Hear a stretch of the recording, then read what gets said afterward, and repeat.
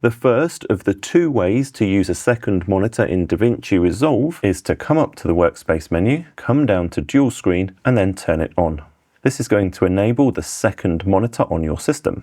And now on this bottom screen, we've got the main timeline, we've got the timeline viewer, and we've got the source viewer if we've opened up any clips from the media pool. We can also click here to open up the meters, and we can open up the inspector. On the second screen, we can open up the effects or close them. We've got all of the things from the media pool. We can open up the mixer, and we can open up the new keyframe editor. And now we've got this massive keyframe editor, which can be really handy sometimes. One quick bonus tip for you, if you want to maximize the screen real estate of the main screen, come up to workspace and click full screen window, and this bottom bar will disappear, and now we've got DaVinci Resolve taking up the whole of that bottom screen. If you want to swap these two screens around, come back to workspace, come down to primary display, and then just choose this second monitor. Watch what happens now. Everything gets switched around. The top monitor now has the main timeline and viewers, and this bottom monitor has the keyframes and the media pool. To swap it back, you'll have to come to the workspace menu on this top monitor and change the primary display back to monitor 1. The next way to use a second monitor in DaVinci Resolve is to use your second screen as a full screen preview of what's being edited. To get this mode to work, you have to first come to the workspace menu and make sure that dual screen is turned off. So I'm just going to click here to turn it off. Now we're back to a single display. Oh, and by the way, to get all of these scenarios working, you don't have to buy a special deck link card from Blackmagic. I'm using a regular video card with multiple video outputs connected to multiple monitors. Come up to workspace, come down to video clean feed, and then choose the monitor that you want to see the full screen preview on. You can see this first monitor is grayed out. That's because the monitor 1 is currently displaying this user interface. So we'll go and click monitor 2, and now we can see in this top monitor that we've got a full screen preview of what's happening in the window. If we open up the source monitor, it's also going to show us what's happening in the source monitor as we scroll through video clips. Just be aware that this video clean feed option is a paid studio feature only. So if you want to use this setup, you're going to need to upgrade to the studio license. I'm Jason Roberts. This is DaVinci Dojo. Check out this video next, and hopefully I'll see you in the next one.